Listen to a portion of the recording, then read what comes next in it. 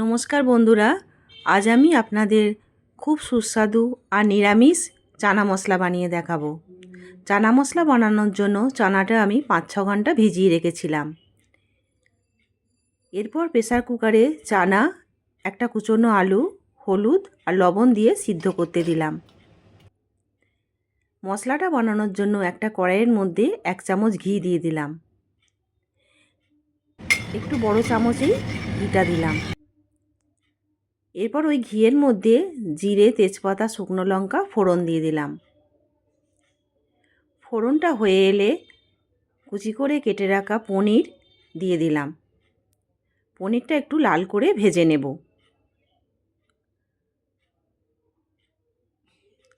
আজকে সম্পূর্ণ রান্নাটা ওই ঘিটা দিয়েই হবে, কোনো তেল আমি এর মধ্যে দেব না। পনিরটা লাল করে ভাজা হয়ে গেছে। পনিরটা একটু সাইড করে দিয়ে মাঝখানে মশলাটা দিয়ে দেব। মশলার মধ্যে আছে আদা, টমেটো আর কাঁচা লঙ্কা। আপনারা যেমন ঝাল খাবেন তেমন দেবেন। এরপর কাশ্মীরি লঙ্কা গুঁড়ো, হলুদ গুঁড়ো, লবণ আর ভাজা মশলা দিয়ে আমি মশলাটা কষিয়ে নেব। মশলাটা একটু কষানো হয়ে এলে 1 চামচ কসুরি মেথি একটু হাতে ঘষে নিয়ে পনিরের মধ্যে দিয়ে দেব।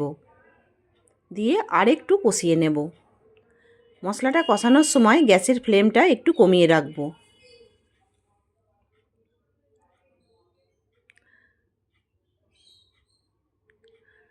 মশলাটা কষানো হয়ে এলে পরিমাণ মতো চিনি দিয়ে দেব। আপনারা যেমন মিষ্টি খাবেন তেমন দেবেন। এরপর সিদ্ধ করে রাখা চানাটা দিয়ে দেবো।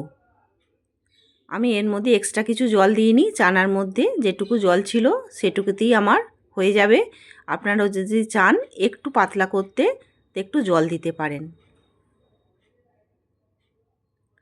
এরপর 5 মিনিট ঢেকে আমি চানাটা একটু হতে দেব।